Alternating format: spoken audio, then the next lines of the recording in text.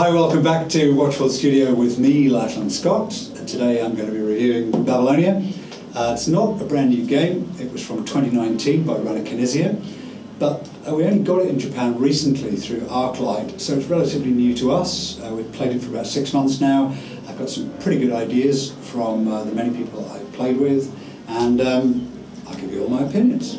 The setting of the game is ancient Babylonia, around 500 BCE, and the theme is the development of civilization using the influence of our nobles and the power of our farmers.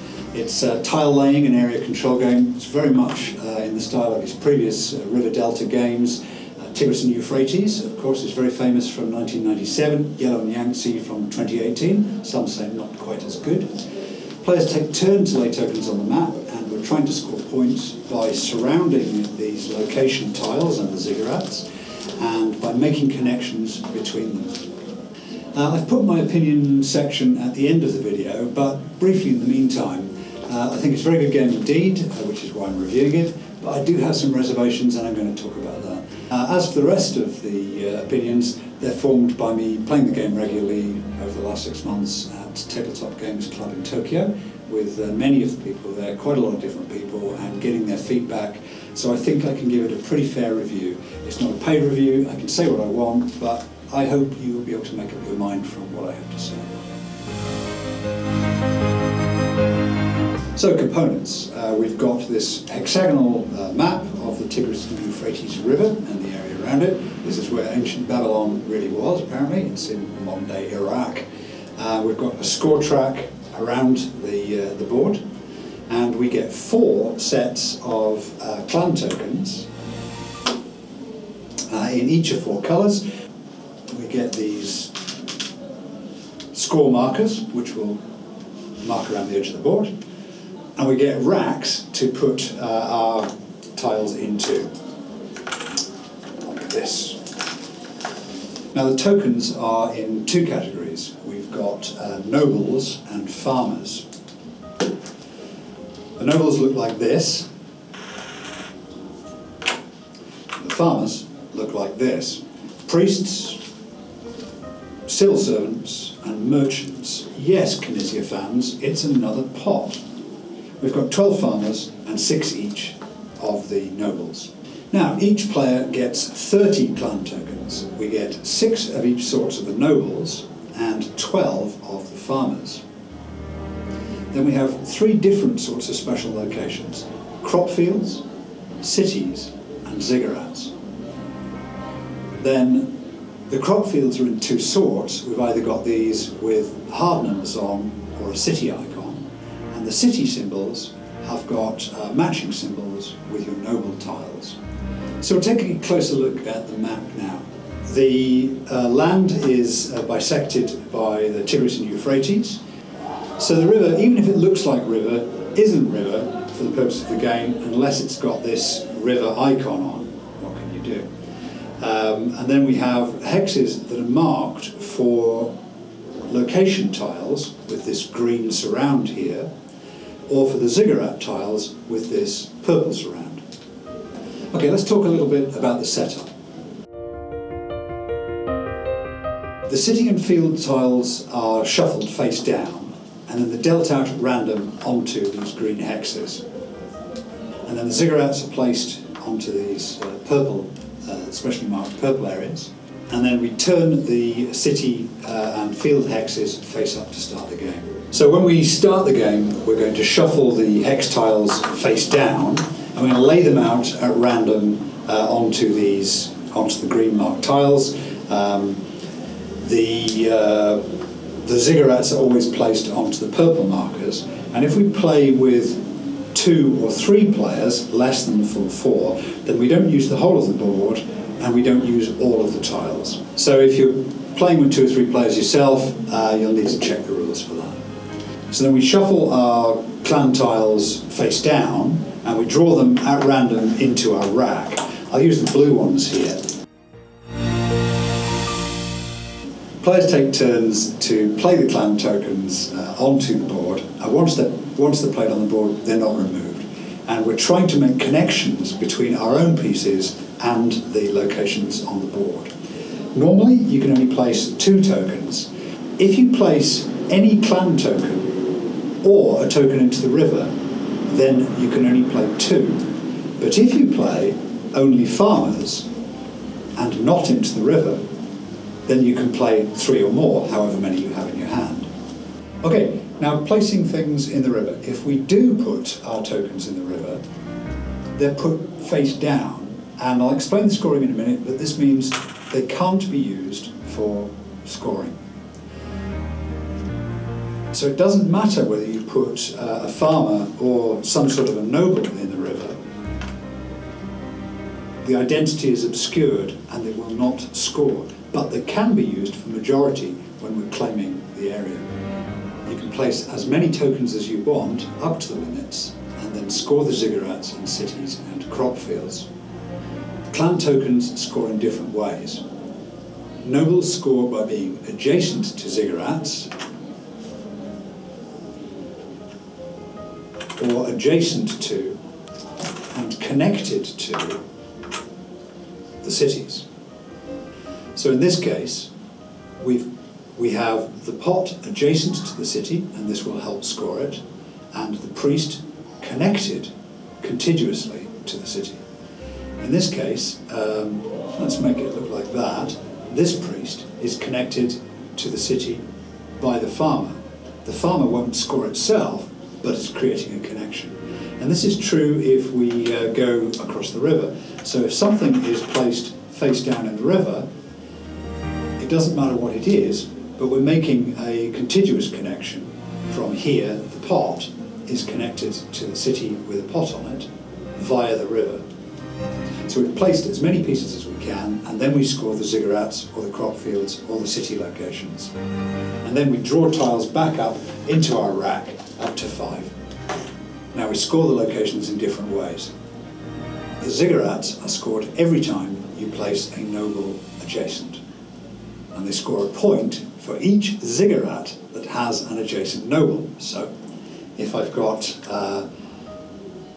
if I place this one here, I've got 1 point. And if I put this one here, then I've got 2 points for 2 ziggurats that have adjacent nobles. Now if I put a third one down, I've got 3 ziggurats, I score 3 points. Now if a ziggurat is surrounded, we get to choose from one of these tiles. And I'll talk about these later. Now when a city location is surrounded, we score for the adjacent nobles, as I've said, and for contiguously connected nobles. Let's suppose the board looks like this. Let's suppose it looks like this. And I put 1 piece here and 1 piece here. 1 token here and 1 token here. Putting the piece next to the ziggurat means I score the ziggurats. 1 with an adjacent piece, 2 with an adjacent piece, 3 with an adjacent piece, that's 3 points. And then I put this one down, and that's also next to a ziggurat. So I've got 1, 2, 3 points again. Now we score this city. We've surrounded all of the land tiles that are adjacent to the hex. The river tiles don't actually matter for the purposes of scoring the city, but you can use them if you want. Thanks, Dr. Knizia. Scoring 2, 4, not this one, not this one, not this one, 6, 8. Not these, because there's no direct connection. So I add that up, 2, 4, 6, 8 points, 1, 2, 3, 4, 5, 6, 7, 8. And then the person with the majority of adjacent pieces, which is blue in this case, claims the city and puts it in front of them.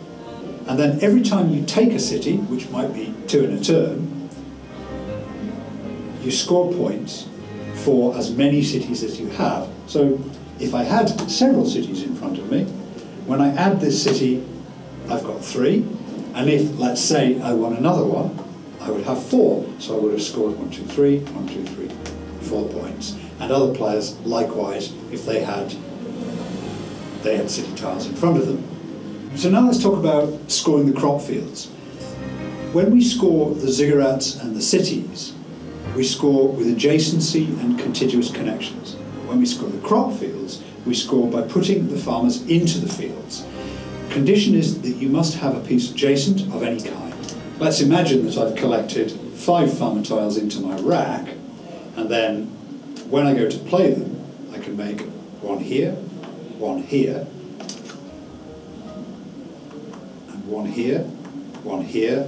and one here. Now, I take the crop fields off the board, 5 points for this one, and then we put it aside. 7 points for this one, and we put it aside. That's 12 in total. 2, 4, 6, 8, 10, 12. Now, the final crop field scores in a different way.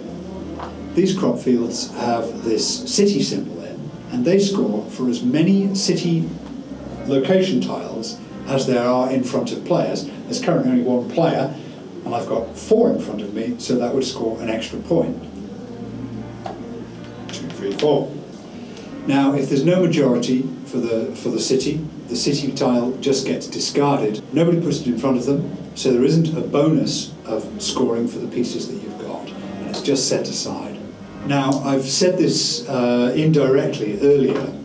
Surrounded for the purpose of the game means the land tiles surrounding a city, and doesn't include the river tiles with the river hex on. But you will often have river tiles occupied, and they do still count for your majority. So in this case, the brown player, wood-coloured player, has got the majority, and they would claim the city. So talking a little bit about tactics, there are some obvious conclusions here. These crop fields are always worth the same number of points, so they're particularly good at the beginning of the game. 7 or 6 points is decent to take. But these crop fields refer to the number of cities that have been claimed, so these get good later in the game when there'll be a dozen or so cities in front of the players. These could be worth twice as many. Then the big deal with the cities is that you really want to be trying to build connections between all these cities.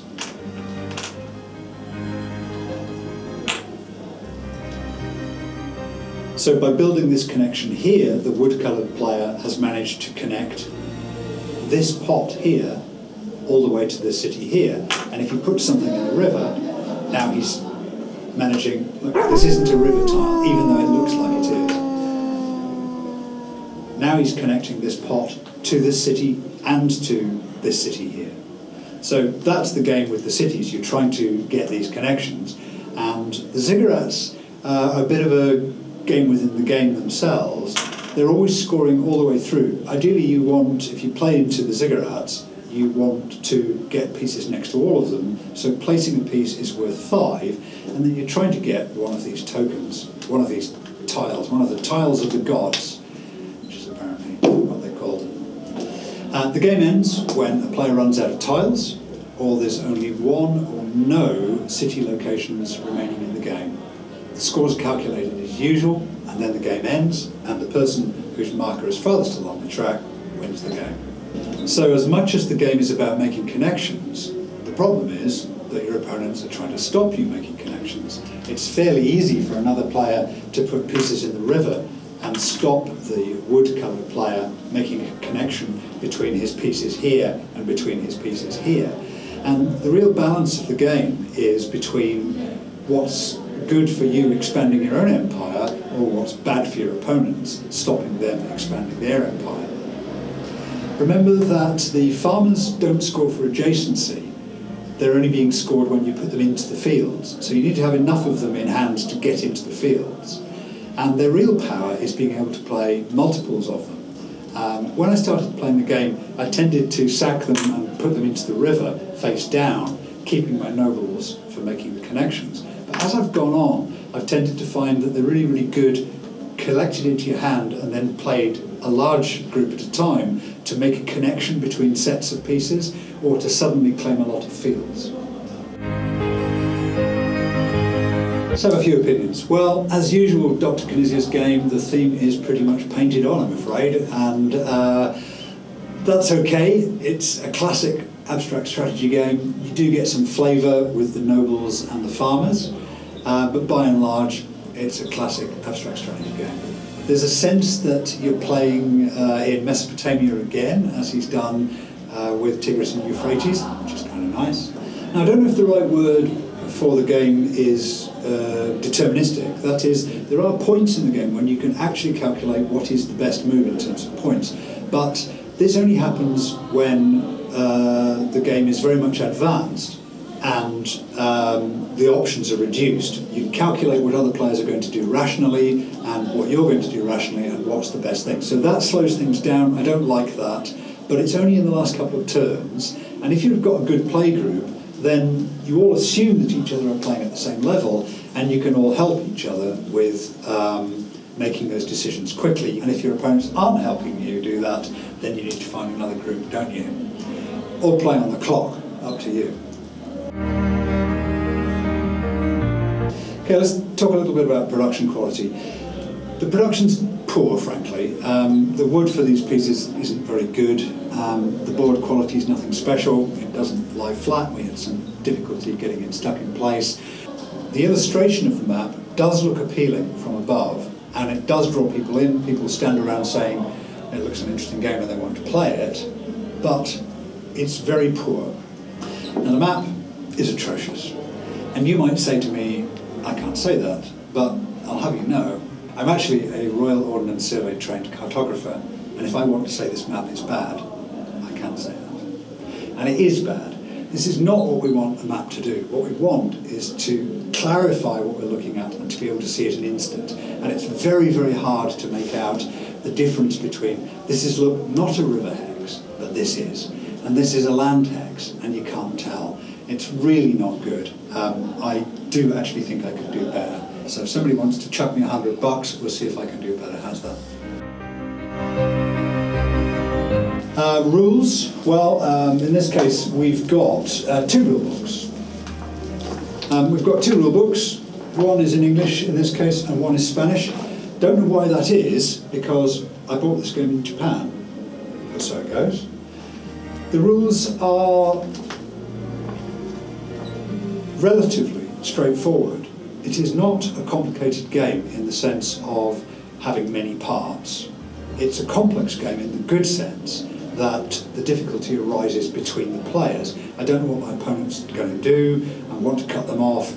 I want to expand my own empire and interfere with theirs. It's the right sort of game. But there are all these clauses in the game. You can place 2 tokens, or 3 or more. If you put something in the river, it has to be put face down, and so on and so forth.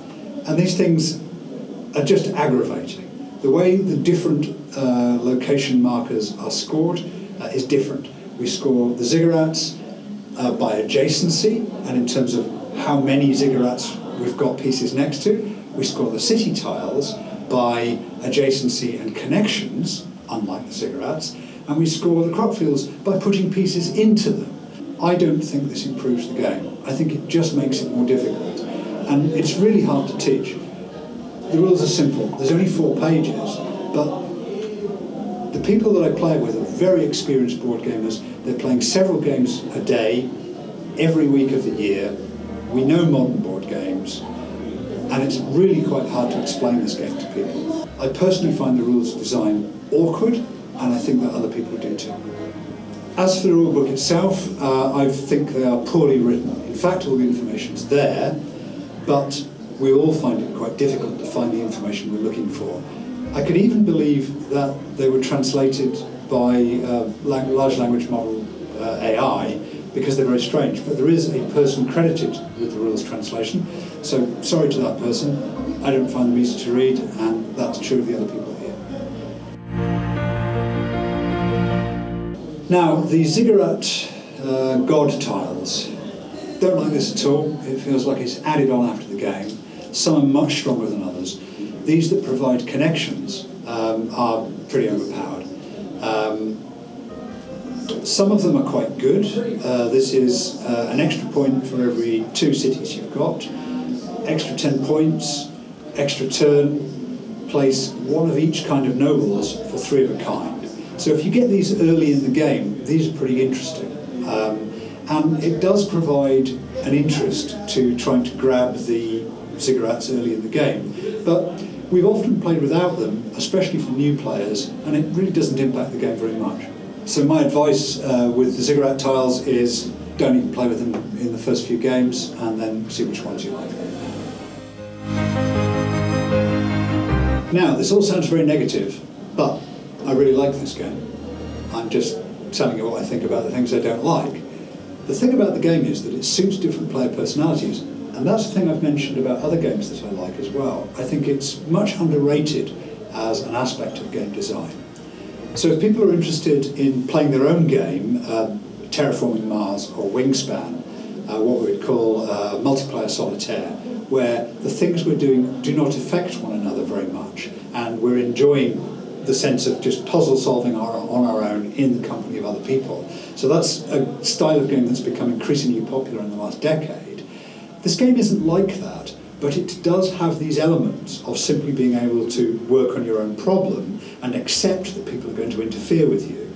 The game is confrontational though, and it is very much about balancing, as I've said before, your own empire and interfering with your opponents. That's where the interest of the game. But if you're somebody who does prefer puzzle solving on your own, I don't think that you'll find this too problematic. I think you'll be able to find a little space where you can work on your own, and certainly we haven't had complaints from the many people that have played it. Now, this business of the balance between playing your best moves and blocking other people's moves, this really means that everybody has to be at the same level of experience. If you've got two experienced players and a beginner, the game doesn't work, because the seating position at the table will affect what happens next. If the beginning player doesn't see that they need to interfere with another player's ambitions, then it'll sway the game heavily one way or another. But as long as everybody's at roughly the same level, it's a great game. Now, the point scoring, you're always doing points at the end of each round, and that does interrupt the flow of the game a little bit, but it's not too problematic. Somebody scores what's going on, somebody else moves the tokens, somebody's checking whether or not the score is right. It's really not a problem. And what I really like about it is that when you get to the end of the game, it's not a points crawl. I like that you can just look down and see who the winner is. I'm going to say again, my criticisms sounded very, very critical, and you might think I don't like the game listening to that, but it's in context. I'm criticising the things I don't like about the game. I do like the game. I think it's well worth $60, $70 as it is. It's actually 7,500 yen. That's about 45 US dollars, I think, and the price is fair. But what the game wants is a deluxe edition for twice the price, with really good chunky pieces and ziggurats with a bit of sculpture on them, and something maybe a bit more heavyweight for these pieces. A better map, without a doubt. I think it's such a good game that if you had the deluxe edition, you'd not only be taking it in and out of your board game shelf every couple of weeks, but you'd be taking it in and out of your board game shelf in 20 years' time and playing it with kids and your friends' kids. It's a really good game. I highly recommend it. So that's my opinions about the game. Bit of a brief description. I wasn't trying to teach the game, but that should be enough to get you going, and then you can refer to the rules yourself. That's all for Watchable Studio again. Thanks to the regulars, who you can probably hear in the microphone out in the other rooms here at Tabletop Games in Tokyo. And thanks to my assistants on the set. It's been a lot easier working with other people. Thank you. I think we're going to try and do a run through now. Until next time, goodbye.